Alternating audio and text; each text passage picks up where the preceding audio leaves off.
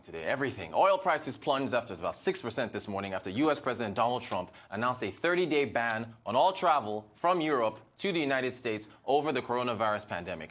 West Texas Intermediate, WTI, slipped 6.2% to $31 a barrel, while Brent crude was off about 5.8% at under $34 a barrel. Both contracts extended heavy losses from a day earlier, which came after Saudi Arabia and their Gulf partner, the UAE, stepped up a price war by vowing to pump millions more barrels of crude into the markets, which already have an oversupply. On these developments, we've got research analyst at FXTM, Lukman Otunuga, who is in our London studios, to join me right now to talk about this, plus the Bank of England cutting rates. Let's start with that. Lukman, good morning to you, sir. Good morning. Thank you for having me here today. Excellent, excellent. Let's start with the Bank of England now. The rate cut from yesterday, your take, and where on earth they got the headroom to be able to make that cut? Yeah, yesterday's emergency rate cut caught a lot of people by surprise, especially when considering how we see the limited toolkit, the limited amount of tools in a monetary policy toolbox. My conclusion to this is that the Bank of England is expressing concerns over how badly the coronavirus can negatively impact the UK economy, and the rate cut is likely to be seen as a safety net to shield the economy from the more uncertainty in the months to come.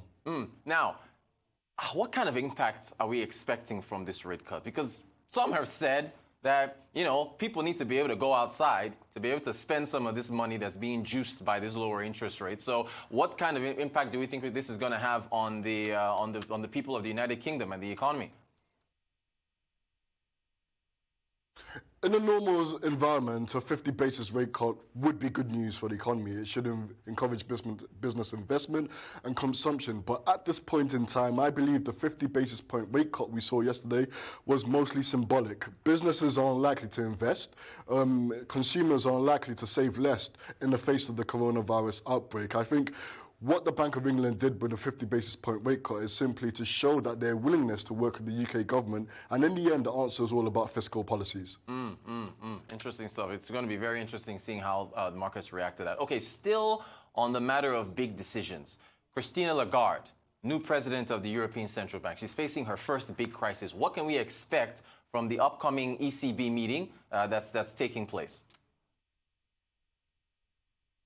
Well, as you said earlier, the European Central Bank president has already warned how the coronavirus outbreak could negatively impact the European economy and create a recession even worse than the one we saw in 2008. So the markets are expecting the European Central Bank to move ahead with a deeper interest rate cut from -4% to -5%, and for Christine Lagarde to call for more fiscal measures to support the European economy. But as things stand right now, many questions are being raised whether deeper rates will be enough to really support the European economy, because we know that the coronavirus is not a trade or financial crisis, it's a health crisis that creates negative supply side shocks. So even though we're seeing central banks across the world ease in monetary policy, at the end of the day, the answer is fiscal policy. All right, now I have to be careful now with this question I'm about to ask, because our morning show segment just finished talking about female empowerment and the importance of women in our capital markets and everywhere else. But how much confidence do you think the markets have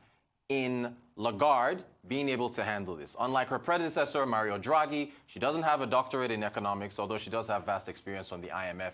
Also has no central bank experience and a central banker experience. And also, I saw an article in the New York Times saying there might be some pressure on her, seeing as she is the first female leader of the European Central Bank. So I wanted to get your take on how much, because it looks like confidence in a central banker is their currency. So how much of that do you think the markets have in her?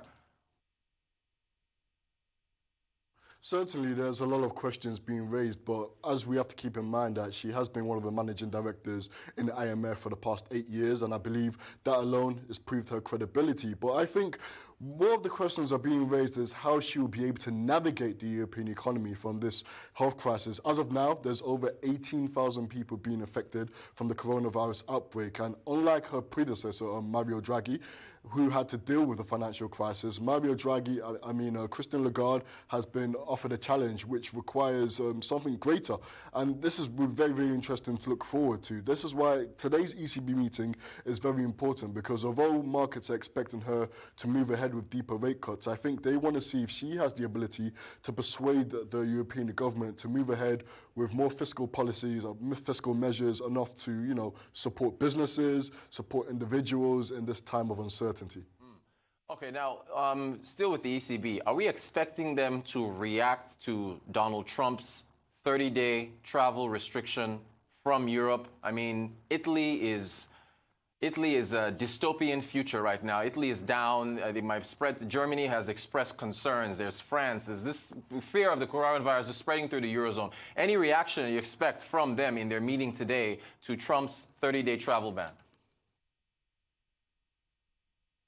I mean, this travel ban could not come as a more worse than disruptive time for the European economy, especially when considering how the European economy is not only facing the external risk from the coronavirus, but it's also facing its own domestic headwinds. I think if you look at stock markets today, especially European stocks, airliners has been hit really hard. They're down 20%, and this travel ban is really going to hit tourism. In France, Italy, Spain, tourism is over 10% of GDP. At this point in time, it's quite difficult for the European Central Bank to do anything, to say anything. But I believe if the travel ban over the next 30 days continues to really hit the European economy, the European Central Bank may try to act and force the government to move ahead with more fiscal policies. Interesting stuff. Oil reacted to Trump's travel restriction. How are you seeing the markets, commodities market, as far as oil is concerned? Well, if you look at oil today, oil is depreciated over 45% since the start of 2020 now. It's been one of the biggest casualties from the coronavirus outbreak. Trump's statement earlier has added to the uncertainty, but I think the main thing really hitting oil markets right now is the raging price war between Saudi Arabia and Russia. We have a situation now where oil is being hit by demand side fears. The coronavirus outbreak is fueling concerns over a drop in demand from fuel. At the same time, the largest oil producers are pumping excessive amount of supply in the market. So this toxic combination of falling demand and excessive of the supply is nothing but bad news for oil. And I expect oil to continue trading lower, even trading below $30 a barrel by the end of H1. Well, that's not good. If it falls below $30 a barrel, that affects me and everybody else where I am in Nigeria. And speaking of Nigeria, the central bank they had a consultative forum yesterday. Well, in fact, before I even ask you about that, hang on. One more commodity before oil. Gold. Gold. Are we going to see a $1,700 or $1,800 price point for gold before we get to the central bank in Nigeria and oil? I want to get your thoughts on gold. I believe gold is going to shine through this market chaos. Gold has appreciated greatly since the start of 2020, and it's going to continue pushing higher because when we look at the fundamentals behind gold, we have concerns of a slowing global growth. We have global easing. Gold is a zero-yielding asset, and it tends to perform relatively well in a low interest rate environment. At the same time, we have a weakening dollar. So these three things should be enough to push gold prices beyond 17,000 and even 18,000 if the coronavirus outbreak results in a global recession. All right, excellent stuff. Thank you for giving me your thoughts. All right, now we get to Nigeria. So the central bank of Nigeria had a Growth 2.0 roundtable consultative discussion in the nation's capital just yesterday. Central bank governor, he's promised a response to the oil price slide and to the coronavirus. How do you see things playing out for Nigeria? What options, what they can do, how things will happen? I mean, you've already said oil falls below $30 a barrel. That's not good, but how do you see things playing out?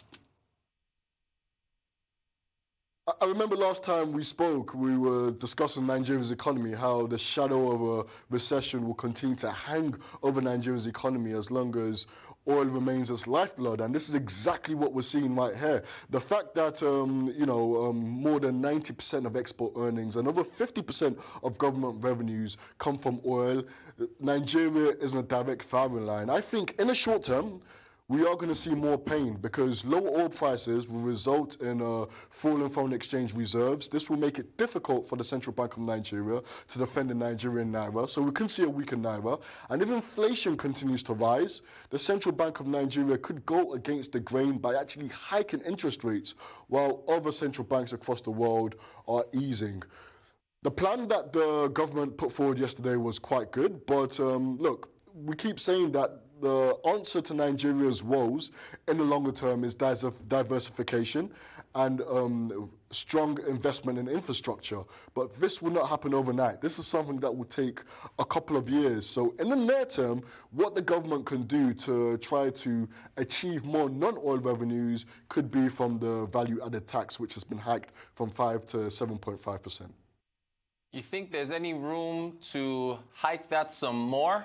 Because if you look at where we are compared to the Cameroons, the Ivory Coasts, the Ghanas, the South Africas, their value-added tax rates are in double digits. And I know that there's not too much room here to work because disposable incomes for the average Nigerian already squeezed enough as it is. So I don't know if they even have enough room to go higher than 7.5. Yes. But do you think, as far as the short term, what they can do, they can leave it at 7.5 and that'll work, or might have to hike it a bit more, considering what's happening in the macroeconomic space?